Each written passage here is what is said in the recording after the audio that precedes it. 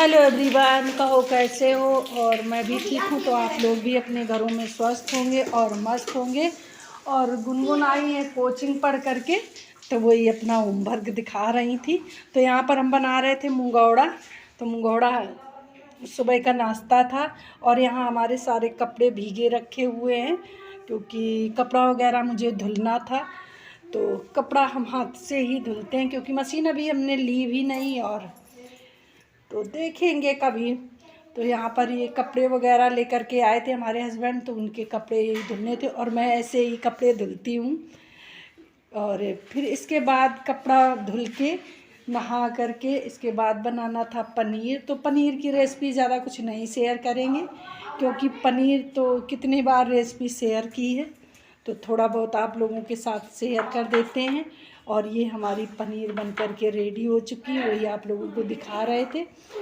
तो देखिए हमारी पनीर कितनी अच्छी बनी हुई है, बहुत ही अच्छी। फिर इसके बाद हमारे मेन गेट पे काम कुछ होना था, तो वही मिस्त्री को भैया को बुलाए थे, क्योंकि उसमें थोड़ा सा छेद था, तो उससे कीड़े वगैरह बाहर से आ जाते थे।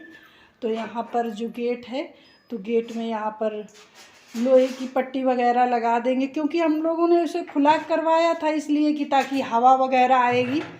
तो हवा तो अब बहुत अच्छी आती है, लेकिन कीड़े वगैरह आते हैं बरसात में, तो इसको हम बंद करवा देंगे। तो वही बना रहे थे, बंद कर रहे थे उसको। और इसके बाद गेट में हमने लगवाया था सतिया। और तो वहाँ पर काम हो रहा था। और फिर यहाँ हम आ गए थे बर्तन धुलने के लिए, क्योंकि बर्तन वगैरह बहुत पड़े थे खाने के। तो यहाँ पर सारे बर्तन धुल रहे थे। और क्योंकि घर में हस्बैंड आए थे, तो काम भी बहुत सारा था। और आप लोग देखते भी होंगे, क्योंकि मेरा रेगुलर ब्लॉग नहीं आ पा रहा है। और वैसे भी मैं बहुत कम ही रेगुलर डालती हूँ। तो यहाँ पर सारे बर्तन धुल लेंगे, क्योंकि किचन वगैरह साफ़ कर देंगे। इसके बाद मुझे गेहूँ साफ़ करना था, तो आटा भी नहीं था। तो यहाँ पर फिर इसके बाद गेहूँ साफ़ करेंगे।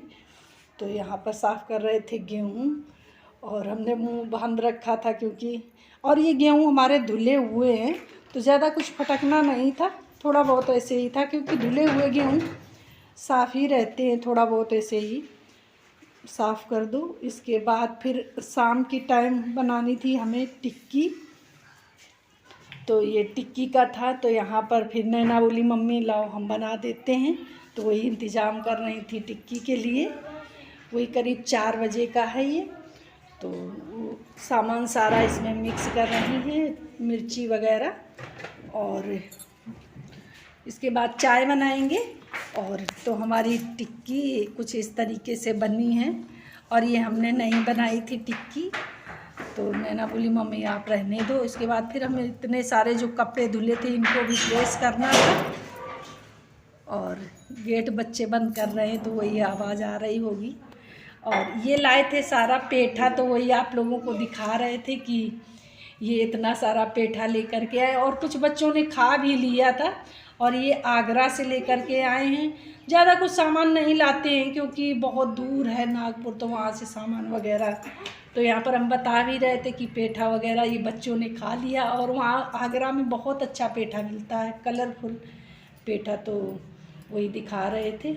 और इसके बाद फिर ये शाम का टाइम का है। शाम को खाने में हमने क्या क्या बनाया था, तो वही आप लोगों को दिखा रहे थे। तो खिचड़ी बनाई थी, और ये दूध था, और आलू और मटर की सब्ज़ी थी। तो फिर यहाँ पर ये खिचड़ी थी, और वही आप लोगों को दिखा रहे थे। और ये था दूध, और सब्ज़ी थी, आलू और मटर की सब्ज़ी थी, मठे की आलू थी। और ये है रबड़ी। तो अब इस ब्लॉग का यहीं पे करेंगे एंड। तो हमारा ब्लॉग